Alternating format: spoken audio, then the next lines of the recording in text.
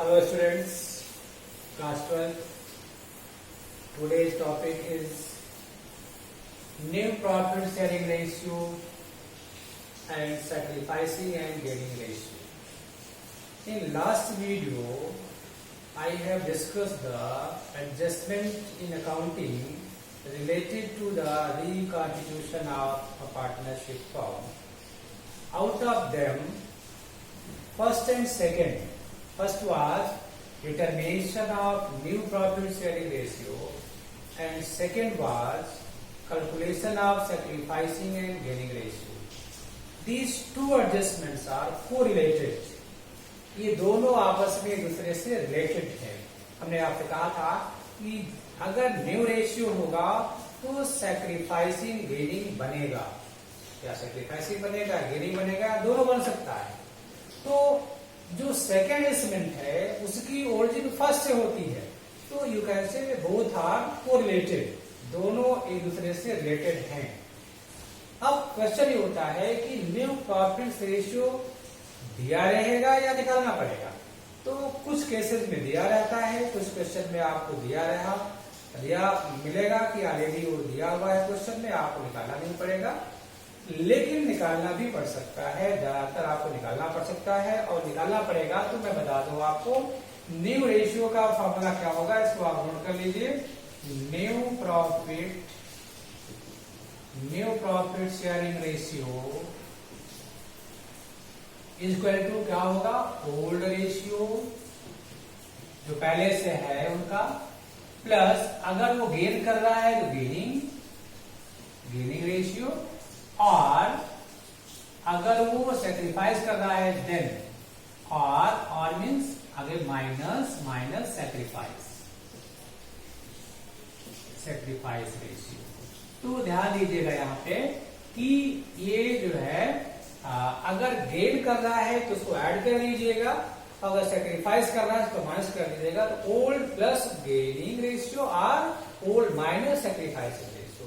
तो old plus gaining और old minus sacrificing. अगर सेक्रीफाइस कर रहा है तो उसको लेस कर दीजिए तो उसका न्यू निकल आएगा, और अगर गेन कर रहा है तो ओल्ड में उसको ऐड कर दीजिए तो गेनिंग रेशियो निकल आएगा, और न्यू रेशियो निकल आएगा. तो न्यू रेशियो का जो फॉर्मूला है ओल्ड रेशियो प्लस गेनिंग और माइनस सेक्रीफाइसिंग, प्लस गेनिंग और माइनस सेक्रीफाइसिंग. अगर वो पार्टनर गेन करता है तो ओल्ड में उसका गेनिंग ऐड कर दीजिए, और अगर सेक्रीफाइस करता है तो उसको माइनस कर दीजिए, उसका न्यू रेशियो निकल आएगा. हम एग्जांपल लेते हैं. एक पार्टनर है ए, जो सपोज करिए पहले 5 रुपए पा रहा था, उसका जो शेयर था वो 5 का था, वो 5 मैं अमाउंट लेता हूं कि वो 5 रुपए पा रहा था, ठीक है. उसका जो ओल्ड रेशियो है वो 5 है. अब वो 1 रुपए गेन कर रहा है ड्यू टू चेंजेस. अब वो 1 रुपए गेन कर रहा है तो 5 में 1 प्लस कर दीजिए और कितना पाएगा, 6 पाएगा. उसका जो न्यू शेयर हुआ वो 6 हो गया. और अगर हम कहें कि अब वो 2 रुपए कम पाएगा, अब उसका प्रॉफिट 2 रुपए से कम हो गया, तो उसका क्या 5 था, 5 में -3 कर दीजिए. तो अगर गेन कर रहा है तो 5 ओल्ड था प्लस 1 या 6 पा रहा है. अगर वो 1 गेन कर रहा है तो, अब अगर 2 सेक्रीफाइस कर रहा है तो उसका रेशियो 5 - 2, तो अब वो उसका शेयर 3 होगा. तो ये है, जब भी गेन करे तो उसको ऐड कर दीजिए ओल्ड में, तो उसका रेशियो फाइंड हो जाएगा. अगर सेक्रीफाइस करे तो सेक्रीफाइस को माइनस कर दिए तो उसका रेशियो फाइंड हो जाएगा. तो ये है बहुत सिंपल फार्मूला. लेकिन ये तो फार्मूला सिंपल दिख रहा है, लेकिन जब आप क्वेश्चन पे जाओगे तो there are variety of questions. There are different type of questions. There are different type of problems raised, and where you have to determine the new ratio.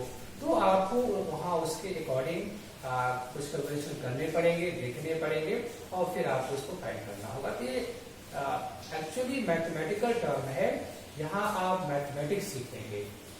इसका जो रिलेशन है रेशियो का, here you are going to learn the mathematics जो आपने primary में पढ़ रखा था, परसेंटेज निकालना, रेशियो निकालना, इंटरेस्ट निकालना. तो ये चीजें रिवाइज हो रही हैं. थोड़ा सा अपने मेमोरी का रिकॉल करिए, जो आपने प्राइमरी पढ़ा था, मिडिल पढ़ा था, उस तरह के कैलकुलेशन जो आप करते थे परसेंटेज निकालने में, रेशियो निकालने में, तो वही चीजें आप प्रॉफिट लॉस निकालने में, इंटरेस्ट निकालने में, तो वो चीजें यहाँ आपको मिलती रहेंगी और उनको आपको करते रहना है।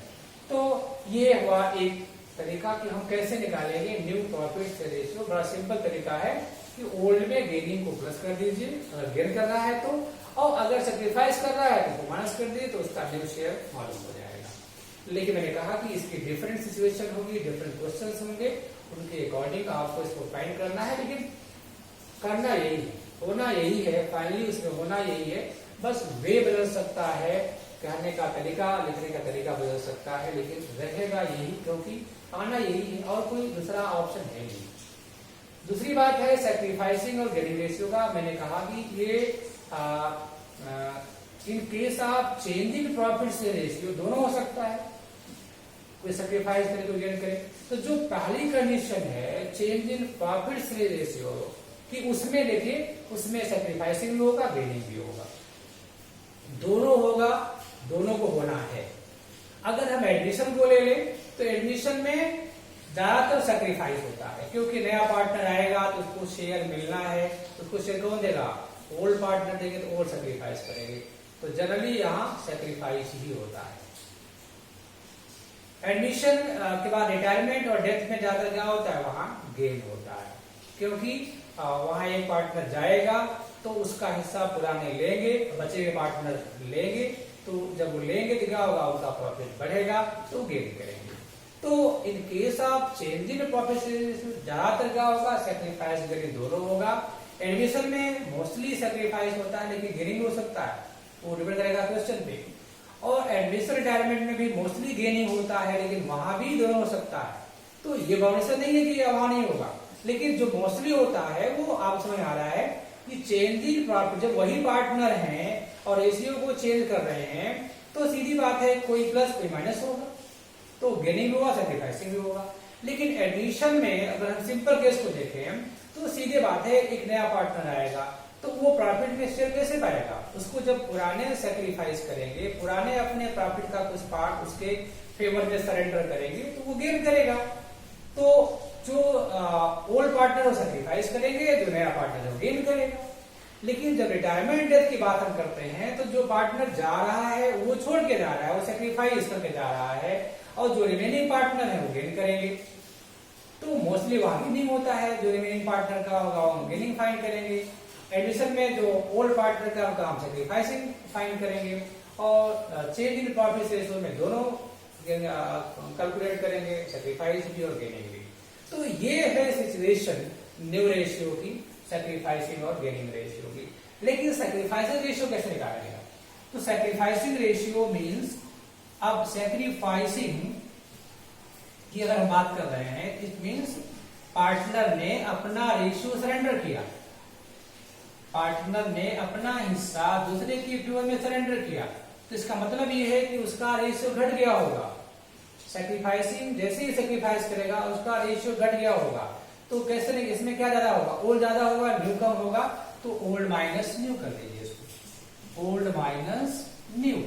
ओल्ड में ओल्ड रेशियो में न्यू को माइनस कर दीजिए। सिंपल है, जैसे ही सैक्रिफाइस करेगा इसका मतलब उसका नया शेयर जो होगा, जो न्यू शेयर होगा वो कम होगा, तो न्यू को ओल्ड में माइनस कर दीजिए, माने ओल्ड ज्यादा होगा, न्यू कम होगा, तो जो डिफरेंस आएगा वो सैक्रिफाइसिंग का पार्ट होगा, तो कितना सैक्रिफाइस कर रहा है।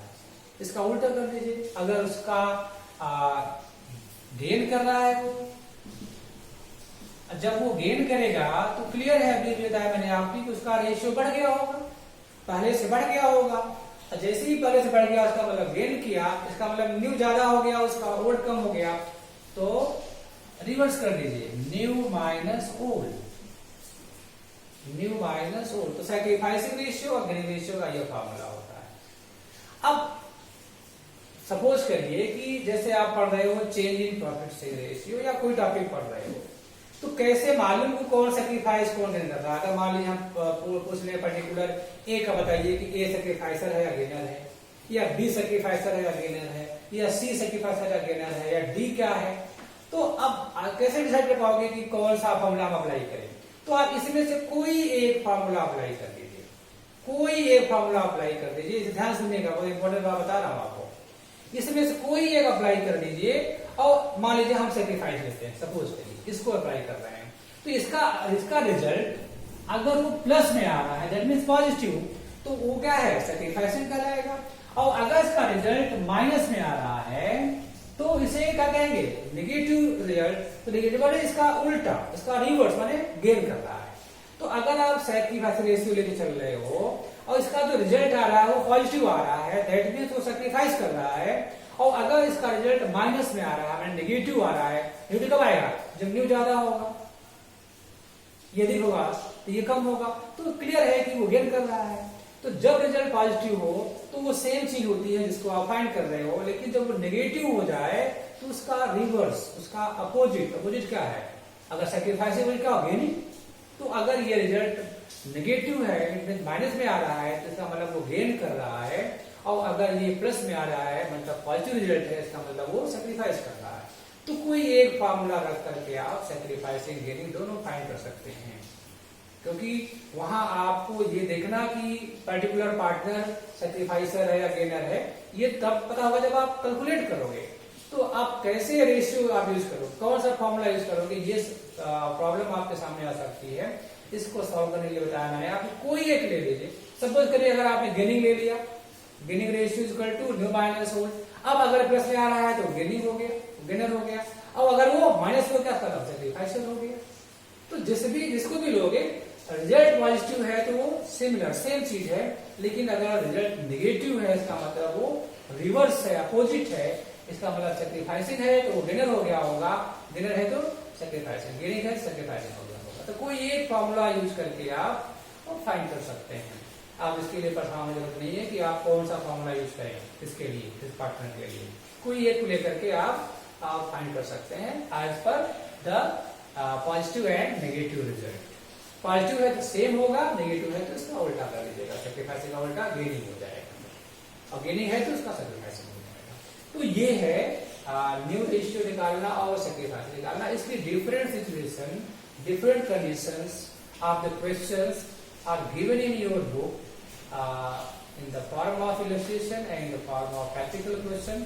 तो अब हम आगे बात करेंगे उस पर, लेकिन ये है कि आप उसको इसके थ्रू जा करके सीखने का प्रयास करिए, with the help of illustration लगाने का प्रयास करिए।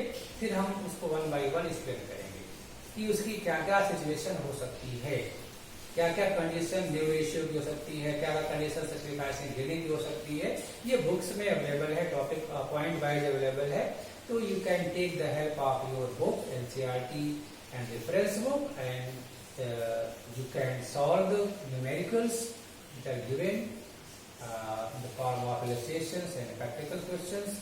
We check it out, we will discuss the next video because उस समय हम फिर एक एक टॉपिक, एक एक पॉइंट को डिस्कस करने जा रहे हैं, लेकिन ये हम करेंगे चैप्टर वाइज कि चेंज इन प्रॉफिट रेशियो में क्या होगा, एडमिशन में क्या केस हो सकती है, रिटायरमेंट डेथ में क्या केस हो सकती है, उसकी बात करेंगे।